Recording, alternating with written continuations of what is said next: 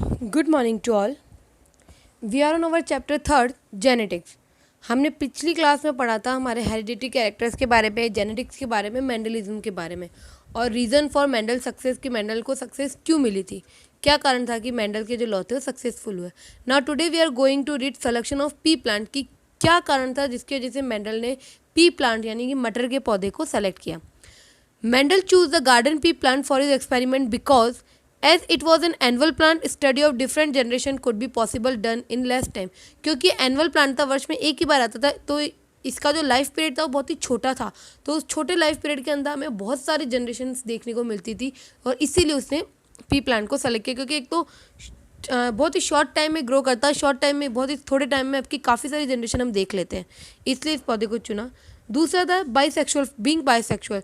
जो P plant था ये बाइसेक्सुअल प्लांट था, बाइसेक्सुअल फ्लावर था, यानी कि इसमें मेल और फीमेल पार्ट, जो फ्लावर का मेल पार्ट होता है स्टेमन और जो फीमेल पार्ट होता है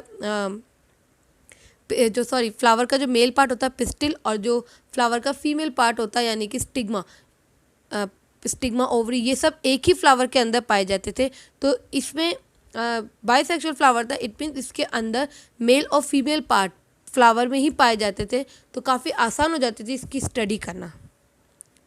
तो कई सारे pure line variety plant can be easily obtain by the process of self pollination. तो इसमें सेल्फ पॉलिनेशन भी बहुत ही आसानी से हो जाता है, क्योंकि बाइसेक्सुअल फ्लावर था इसलिए इसमें सेल्फ पॉलिनेशन बहुत ही आसानी से हो जाता था।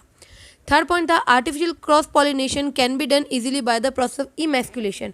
इसमें क्रॉस पॉलिनेशन भी कराया जाता था, आर्टिफिशियल क्रॉस पॉलिनेशन भी कराया जा सकता था। कैसे कराते थे? By the process of emasculation. Emasculation का मतलब है कि प्लांट के अंदर, फ्लावर के अंदर जो फीमेल पार्ट और मेल पार्ट होता है, तो मेल पार्ट का जो एंथर होता है उसको काट के अलग कर दिया जाता था और फिर इसमें क्रॉस पॉलिनेशन हो जाता था। तो इमैस्कुलेशन का मतलब है रिमूवल ऑफ स्टेमन या removal of anther from bisexual flower. तो इसमें क्रॉस पॉलिनेशन भी आसानी से हो जाता था। और लास्ट जो चौथा पॉइंट, फोर्थ पॉइंट होता है वो है in a pea plant various pairs of contrasting traits are found. यानी कि कई सारे कॉन्ट्रास्ट में इसके कई कॉन्ट्रास्टिंग फीचर्स देखने को मिलते थे पी प्लांट के, जैसे कि इसके कलर भी देखोगे तो आप, तो कलर में भी आपको दो फ्लावर्स के अगर कलर को आप लेते हो एक्सपेरिमेंट के लिए तो उसमें भी दो तरह के कलर मिलेंगे, एक जैसे येलो हो गया, एक वाइट हो गया। या अगर प्लांट की हाइट लेते हो, पौधे की हाइट लेते हो, तो कोई बहुत ज़्यादा लंबा मिलेगा, कोई छोटा मिलेगा। तो इस तरीके से इसके जो कैरेक्टर थे उनमें काफ़ी ज़्यादा कॉन्ट्रास्टिंग था, मतलब अलग अलग एक ही कैरेक्टर के दो वेरिएबल्स मिलते थे, दो शेड्स मिल जाते थे। तो जैसे आप पीछे देख सकते हो कि इस तरीके 7 चीज़ों के ऊपर जो मेंडल ने इस प्लांट के 7 कैरेक्टर्स के ऊपर स्टडी की थी, जिनमें एक था प्लांट की हाइट थी, फ्लावर्स की पोजीशन थी कि फ्लावर कहाँ पर होता है, एक्सिल भी होता था, टर्मिनल भी होता था, और मटर जो पी होता था, मटर उसका शेप होता था, मिच्योर पी का शेप क्या होता था, तो कुछ में फ्लैटेड भी होता था, कुछ में कॉन्स्ट्रक्टेड भी होता था। कलर ऑफ इमेच्योर पी, जो इमेच्योर पी होता था उसका कलर ग्रीन भी होता था, येलो भी मिल जाता था। फ्लावर का कलर वायलेट भी होता था, वाइट भी होता था। और सीड का शेप राउंडेड शेप के सीड भी होते थे, रिंकल शेप के सीड भी होते थे। इसके अलावा सीड के कलर में सीड का कलर येलो भी होता था और ग्रीन भी होता था। तो हर कैरेक्टरिस्टिक के इसको दो हिस्से मिलते थे, चाहे वो कोई भी कैरेक्टर को ले, चाहे फ्लावर के कलर को ले, तो भी फ्लावर के कलर 2 कलर मिल रहे थे उसको, एक वॉयलेट होता था और एक ग्रीन होता था, वाइट होता था। तो इस तरीके से जो कैरेक्टर्स होते थे वो जो कैरेक्टर्स में काफ़ी सारे कॉन्ट्रास्ट में देखने को मिलते थे। तो इससे 7 पेयर्स ऑफ कॉन्ट्रास्टिंग कैरेक्टर्स को उसने काम में लिया था। और इन सब में से एक कैरेक्टर जो होता था वो डोमिनेंट होता था और दूसरा कैरेक्टर रिसेसिव होता था। डोमिनेंट का मतलब होता है प्रभावशाली, वो कैरेक्टर जो अपना प्रभाव दिखाता है, और रिसेसिव का मतलब होता है जो दूसरे के आगे झुक जाता है, जो दब जाता है, जो अपना प्रभाव ही नहीं दिखा पाता, वो होता है recessive. Now rediscovery of Mendelism. The laws of inheritance propounded by Mendel were not appreciated for 35 years by the contemporary biologists. Actually जो मेंडल्स के जो लॉ थे उन्हें इतने फेम नहीं मिला जितना कि उन्हें मिलना चाहिए था। क्यों? क्योंकि जब जो दूसरे साइंटिस्ट ने मेंडल को कहा था कि आपने पी प्लांट पे जो स्टडी की वो किसी और प्लांट पे करके बताइए कि क्या ये नियम सही होते हैं, तो मेंडल ऐसा नहीं कर पाया था। उसने जब दूसरे प्लांट पे स्टडी की तो उसे वो रिजल्ट नहीं मिले जो उसे पी प्लांट में मिले थे। तो इस वजह से उस वक्त मेंडल के जो नियम थे उनको अप्रिशिएट नहीं किया गया। लेकिन उसके 35-40 साल बाद जो ह्यूगो डी व्रीज हॉलैंड के थे, कार्ल कॉर्नल जर्मनी के और एरिच वॉन थ्रिशमार्क जो ऑस्ट्रेलिया के साइंटिस्ट थे, 3 साइंटिस्ट ने मेंडल के नियमों को आगे स्टडी किया और उन्होंने अलग अलग प्लांट के ऊपर इसको स्टडी किया, अलग अलग प्लांट्स को चूज़ करके मेंडल्स के नियमों को, रूल्स को उन पर स्टडी किया और उन्होंने पाया कि जो रिजल्ट मेंडल को मिले थे वही रिजल्ट इन तीनों साइंटिस्ट को भी मिले थे। तो उसके बाद ही मेंडल का जो नियम थे ये दुनिया के सामने अप्रिशिएट किए गए। तो जो 3 साइंटिस्ट थे उनके नाम थे ह्यूगो डी व्रिज, सेकंड था कार्ल कॉरन्स और तीसरे साइंटिस्ट थे वो थे एरिक वॉन टिशमार्क, जो कि ऑस्ट्रिया के थे। इन तीनों ने इन एक्सपेरिमेंट को रीडिस्कवर किया, मेंडल्स के लॉज को और दूसरे अलग अलग प्लांट्स के ऊपर मेंडल्स के लॉज दिए और बाद में पाया कि जो रिजल्ट मेंडल को मिले थे वही रिजल्ट इन्हें मिले थे। नाउ नेक्स्ट है जेनेटिक टर्मिनोलॉजी। तो जेनेटिक टर्मिनोलॉजी में आपके टोटल मिला के 20 टर्म्स हैं, जिनमें से हम 5 मैं आपको समझा देती हूँ कुछ टर्म। जैसे पहला है जीन। तो the factor which control any one character is called gene. वो फैक्टर जो किसी भी एक कैरेक्टर को कंट्रोल करता है उसे हम कहते हैं जीन्स।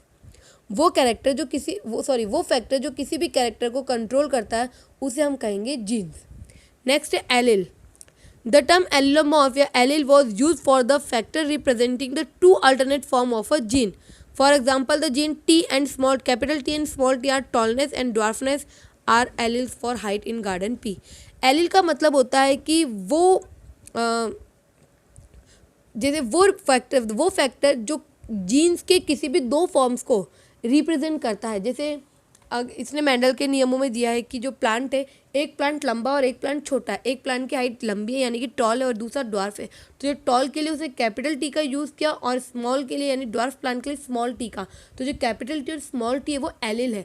क्यों? क्योंकि वो एक ही कैरेक्टर की 2 फॉर्म है, एक ही जीन्स की 2 फॉर्म को शो कर रहे हैं। हाइट जीन हो गया और उस हाइट की दोनों फॉर्म्स यानी स्मॉल ड्वार्फनेस और टॉलनेस दोनों को शो करने के लिए कैपिटल टी और स्मॉल टी का यूज़ किया गया। तो ये होता है एलिल। तो एलिल का मतलब होता है वो फैक्टर जो कि किसी भी जीन के 2 फॉर्म्स को अल्टरनेट 2 फॉर्म्स को रिप्रेजेंट करते हैं। Homozygous, an individual who contain identical allele of a gene और factor of a character on his homologous chromosome is called homozygous. Homozygous का मतलब है कि कोई एक जीन के दोनों एलिल सेम एलिल प्रेजेंट हो, किसी एक फैक्टर के दोनों एलिल जो है वो सेम होते हैं, उन्हें हम कहते हैं होमोजाइगोस। जिनमें दोनों गैमेट सेम होंगे वो होमोजाइगस होता है। जैसे आपके किसी जनरेशन में आपको स्मॉल प्लांट मिलता है तो उसमें दोनों स्मॉल टी होते हैं, यानी कि जो जीन्स है दोनों एक ही जैसे जीन्स प्रेजेंट होंगे, जीन्स के दोनों एलिल सेम होने चाहिए। किसी एक जीन के जब दोनों एलिल सेम होंगे तो आपका होमोजाइगोस होता है। Means individual who contain identical allele, मतलब दोनों एलिल सेम होने चाहिए। हेट्रोजाइगस, नाम से पता लग रहा है हेट्रोजाइगस, इनमें इंडिविजुअली जो दोनों फैक्टर्स के अंदर जो दोनों एलिल है वो 2 अलग अलग एलिल होंगे, दोनों अलग अलग एलिल होंगे, वो होगा आपका हेट्रोजाइगस।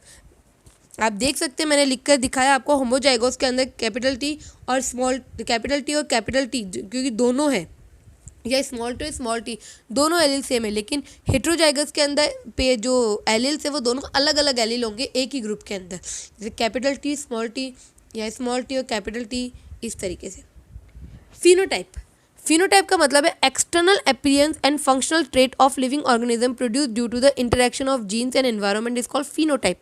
फिनोटाइप का मतलब कि बाहरी रूप, कि कोई चीज़ बाहर से कैसी दिख रही है, हम उसके जीन्स के अंदर नहीं जा रहे हैं, हम उसके बाहरी रूप को देख रहे हैं कि एक्सटर्नल अपीयरेंस एंड फंक्शन किसी एक लिविंग ऑर्गेनिज्म के अंदर जो उसके एलिल है, किसी भी लिविंग ऑर्गेनिज्म के अंदर जो जीन्स के साथ जब इंटरेक्ट करता है और एनवायरमेंटल के साथ इंटरेक्ट करता है तो उसका बाहरी रूप क्या है, उसका एक्सटर्नल स्ट्रक्चर क्या है, उसका फंक्शन क्या है, वो आपका फिनोटाइप कहलाता है।